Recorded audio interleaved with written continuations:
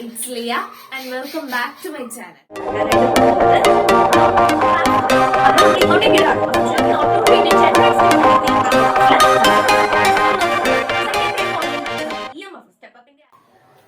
SSLC Physics in 5th lesson Refraction of Light in the chapter ആണ് നമ്മൾ ഇന്ന് പഠിക്കാനായിട്ട് പോകുന്നത്. റിഫ്ലക്ഷൻ ഓഫ് ലൈറ്റ് എന്താണെന്നൊക്കെ നമ്മൾ നേരത്തെ പഠിച്ചിരുന്നു അല്ലെ? അപ്പൊ കുറെ ദിവസത്തിന് ശേഷമാണ് ഇന്ന് ക്ലാസ് ഇടുന്നത്. കെമിസ്ട്രിയുടെ ലാസ്റ്റ് പാർട്ടായിരുന്നു വരേണ്ടത്, അത് പുറകെ വരുന്നുണ്ട്. പക്ഷെ നമുക്ക് വേഗം ഫിസിക്സിന്റെ 5th ലെസൺ പഠിച്ചു പോകാം. അപ്പൊ റിഫ്രാക്ഷൻ ഓഫ് ലൈറ്റ്, റിഫ്ലക്ഷൻ എന്താണെന്ന് നമുക്ക് നന്നായിട്ട് അറിയാം അല്ലെ? ഫസ്റ്റ് ചാപ്റ്റർ തൊട്ട് 4th ലെസൺ വരെയുള്ള ചാപ്റ്റർ നമ്മൾ ഓൾറെഡി നമ്മുടെ ചാനലിൽ ഇട്ടിട്ടുണ്ട്. അത് കണ്ടിട്ടില്ലാത്തവരാണ് നിങ്ങളെങ്കിൽ നിങ്ങൾക്ക് കാണാനായിട്ട് ലിങ്ക് ഞാൻ മുകളിൽ കാർട്ടിലും ഡിസ്ക്രിപ്ഷൻ ബോക്സിലും കൊടുത്തേക്കാം. നിങ്ങൾക്ക് ചെക്ക് ചെയ്യാവുന്നതാണ്. പ്ലേലിസ്റ്റിന്റെ ലിങ്ക് ആണ് കേട്ടോ കൊടുക്കുന്നത്. അപ്പൊ അതിനകത്ത് ഫിസിക്സിന്റെ എല്ലാ ലെസൺസും ചാപ്റ്റർ ബൈ ചാപ്റ്റർ ആയിട്ട് നിങ്ങൾക്ക് ലഭിക്കുന്നതായിരിക്കും. അതുപോലെ തന്നെ നമ്മുടെ ഈ ചാനലിലേക്ക് ആദ്യമായിട്ട് ആരെങ്കിലും വന്നിട്ടുണ്ടെങ്കിൽ welcome to our family. Please make sure to subscribe ചെയ്യുക. അതിന്റെ അടുത്തുള്ള കുഞ്ഞു ബെല്ലൈക്കൺ കൂടി ഒന്ന് എനേബിൾ ചെയ്തേക്കാം. ബെല്ലൈക്കൺ എനേബിൾ ചെയ്യുന്ന സമയത്ത് 3 ഓപ്ഷൻ വരും. അതിൽ ഓൾ ഓപ്ഷൻ സെലക്ട് ചെയ്ത് കഴിഞ്ഞാൽ എന്റെ എല്ലാ വീഡിയോസിന്റെയും നോട്ടിഫിക്കേഷൻ നിങ്ങൾക്ക് ലഭിക്കുന്നതായിരിക്കും. അപ്പൊ നമുക്ക് വേഗം തന്നെ ക്ലാസ്സിലേക്ക് കിടക്കാം. അപ്പൊ ആദ്യം തന്നെ നമ്മുടെ ടെക്സ്റ്റ് ബുക്കിൽ ഒരു കുട്ടിയുടെ ഡൗട്ടാണ് നൽകിയിരിക്കുന്നത്. എന്താണ്? കുട്ടിയാണെങ്കിൽ വെള്ളത്തിനകത്ത് ഒരു ഫിഷിനെ കണ്ടു, അതിനെ എയിം ചെയ്ത് കരയിലിരുന്നു കൊണ്ട് എയിം ചെയ്ത് അമ്പ ചെയ്തു. പക്ഷെ എന്ത് സംഭവിച്ചു?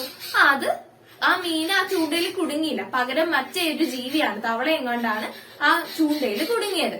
എന്തുകൊണ്ടാണ് കുട്ടി കറക്റ്റ് ആയിട്ട് വെളിയിലിരുന്ന് ഇങ്ങനെ എയിം ചെയ്തിട്ട് എന്തുകൊണ്ടാണ് ഫിഷിന്റെ നേരെ ചെന്ന് അമ്പ് കൊള്ളാനത്?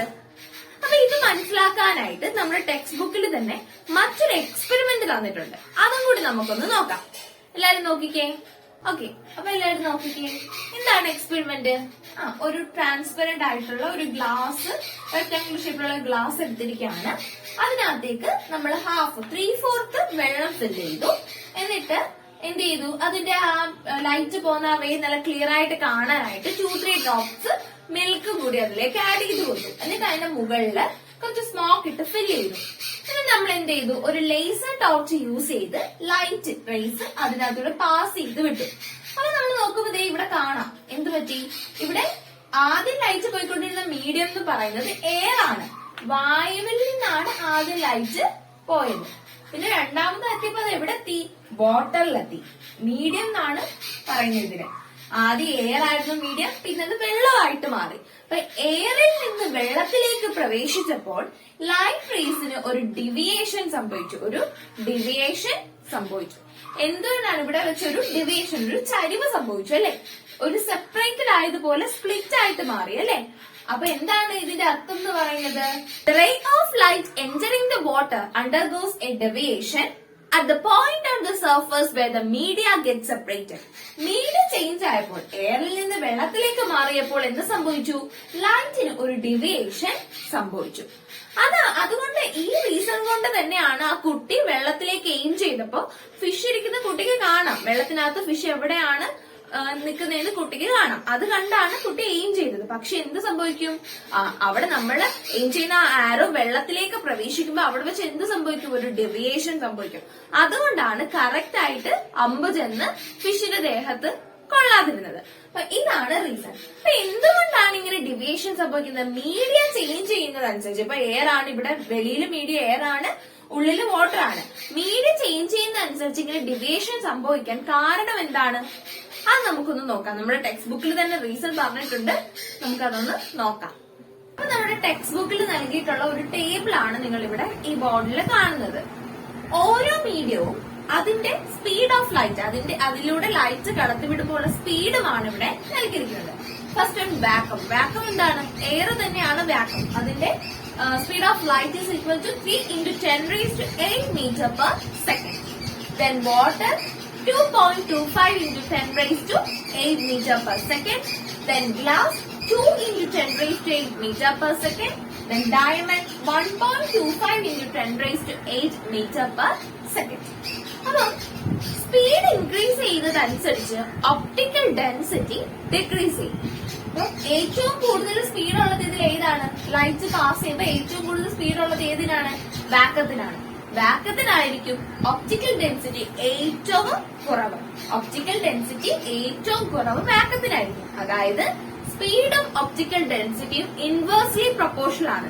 സ്പീഡ് കൂടുമ്പോൾ ഒപ്റ്റിക്കൽ ഡെൻസിറ്റി കുറയും, ഒപ്റ്റിക്കൽ ഡെൻസിറ്റി കൂടുമ്പോൾ സ്പീഡ് കുറയും. ഇവിടെ ഏതിനാണ് ഏറ്റവും കൂടുതൽ സ്പീഡ്? വാക്കത്തിനാണ്. അപ്പൊ വാക്കത്തിനായിരിക്കും ഒപ്റ്റിക്കൽ ഡെൻസിറ്റി ഏറ്റവും കുറവ്. ഇനി ഇപ്പൊ നിങ്ങൾ വിചാരിക്കും ഈ ഒപ്റ്റിക്കൽ ഡെൻസിറ്റിയും സ്പീഡും തമ്മിലുള്ള ബന്ധം എന്താണ്? ഈ ഡെവിയേഷൻ എങ്ങനെയാണ് സംഭവിക്കുന്നതാണ് നമ്മൾ പഠിച്ചുകൊണ്ടിരിക്കുന്നത്. അപ്പൊ ഈ ഒപ്റ്റിക്കൽ ഡെൻസിറ്റിയും സ്പീഡും ഒക്കെ പറയേണ്ട കാരണം എന്താണെന്ന് ചിലപ്പോൾ ചിന്തിക്കും. അപ്പൊ അതിന്റെ ഡെഫിനിഷൻ നമ്മുടെ ടെക്സ്റ്റ് ബുക്കിൽ തന്നെ നൽകിയിട്ടുണ്ട്. ഒന്ന് നോക്കിക്കേ എല്ലാരും. The characteristic of each medium influence the speed of light that passes through the respective medium. Optical density is the measure that shows how the media influence the speed of light passing through it. അപ്പൊ ഓരോ മീഡിയത്തിന്റെയും, glass ആയാലും air ആയാലും water ആയാലും എല്ലാ മീഡിയങ്ങളുടെയും characteristic അതിന്റെ characters എന്തിനെ depend ചെയ്തിരിക്കുന്നു? അതിന്റെ സ്പീഡ് ഓഫ് ലൈറ്റ്, അതിലൂടെ ലൈറ്റ് കടത്തി വിടുമ്പോൾ ആ ലൈറ്റിന്റെ സ്പീഡിനെ ഡിപ്പെൻഡ് ചെയ്താണ് ഇരിക്കുന്നത്. അപ്പൊ ഈ ഒപ്റ്റിക്കൽ ഡെൻസിറ്റി എന്തിനാണ് യൂസ് ചെയ്യുന്നത്? ഓരോ മീഡിയവും സ്പീഡ് ഓഫ് ലൈറ്റിനെ എങ്ങനെ ഇൻഫ്ലുവൻസ് ചെയ്യുന്നത് നമ്മളെ മെഷർ ചെയ്യാൻ സഹായിക്കുന്നതാണ് ഒപ്റ്റിക്കൽ ഡെൻസിറ്റി. അപ്പൊ ഇവിടോട്ടൊന്ന് ശ്രദ്ധിച്ചേ, ഇവിടെ വാക്കത്തിനാണ് ഏറ്റവും കൂടുതൽ സ്പീഡ്. അപ്പൊ ഒപ്റ്റിക്കൽ ഡെൻസിറ്റി കുറവും എന്തിനായിരിക്കും? വാക്കത്തിനായിരിക്കും. അപ്പൊ നമുക്ക് എങ്ങനെ അറേഞ്ച് ചെയ്യാം ഒപ്റ്റിക്കൽ ഡെൻസിറ്റി? വാക്കത്തിന് ഏറ്റവും കുറവ് ഒപ്റ്റിക്കൽ ഡെൻസിറ്റി, പിന്നെ വാട്ടർ, പിന്നെ ഗ്ലാസ്, പിന്നെ എന്താണ്? ഡയമണ്ട്. അപ്പൊ ഇങ്ങനെയായിരിക്കും ഒപ്റ്റിക്കൽ ഡെൻസിറ്റി അനുസരിച്ച് നമ്മൾ അറേഞ്ച് ചെയ്യുമ്പോൾ ഈ മീഡിയംസ് വരിക. ഏറ്റവും കൂടുതൽ ഒപ്റ്റിക്കൽ ഡെൻസിറ്റി കുറവ് എന്തിനാണ്? വാക്കത്തിന്. ഏറ്റവും കൂടുതൽ ഡയമണ്ട്. ഏറ്റവും കൂടുതൽ സ്പീഡ് കൂടുതൽ വാക്കത്തിനും, ഒപ്റ്റിക്കൽ ഡെൻസിറ്റി കുറവ് വാക്കത്തിനും ആയിരിക്കും. ഇത് മനസ്സിലായി കാണുമല്ലോ. അപ്പൊ എന്താണ് റിഫ്രാക്ഷൻ ഓഫ് ലൈറ്റ് എന്ന് നോക്കാം. ഈ ഡെവിയേഷൻ സംഭവിക്കുന്നതിനെയാണ് നമ്മൾ റിഫ്രാക്ഷൻ എന്ന് പറയുന്നത്. അപ്പൊ what is refraction? It is the difference in the optical density that causes the deviation. ഈ ഒപ്റ്റിക്കൽ ഡെൻസിറ്റിയിൽ ഉണ്ടാകുന്ന ഡിഫറൻസ് ആണ് ഡെവിയേഷൻ ഉണ്ടാക്കുന്നത്. ഇപ്പൊ മനസ്സിലായി കാണും എന്തിനാണ് നമ്മൾ ഒപ്റ്റിക്കൽ ഡെൻസിറ്റിനെ പറ്റി പറഞ്ഞത്. ഒപ്റ്റിക്കൽ ഡെൻസിറ്റിയിൽ ഉണ്ടാകുന്ന വ്യത്യാസമാണ് ഓരോ മീഡിയത്തിൽ നിന്ന് മറ്റൊരു മീഡിയത്തിലേക്ക് ലൈറ്റ് കടക്കുമ്പോൾ അവിടെ ഒരു ഡെവിയേഷൻ ഉണ്ടാവുമെന്ന് പറഞ്ഞില്ലേ. അതിന് കാരണം ഈ ഒപ്റ്റിക്കൽ ഡെൻസിറ്റിയിൽ ഉണ്ടാവുന്ന വ്യത്യാസമാണ്.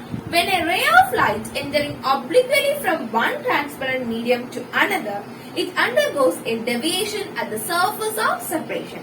This is refraction. എന്താണ് റിഫ്രാക്ഷൻ എന്ന് പറയുന്നത്? ഇവിടെ നമ്മൾ ഒരു ഗ്ലാസ് ജാറിൽ കുറച്ച് വെള്ളം എടുത്ത് വെച്ചിട്ടുണ്ട്. നമ്മൾ എന്ത് ചെയ്തു?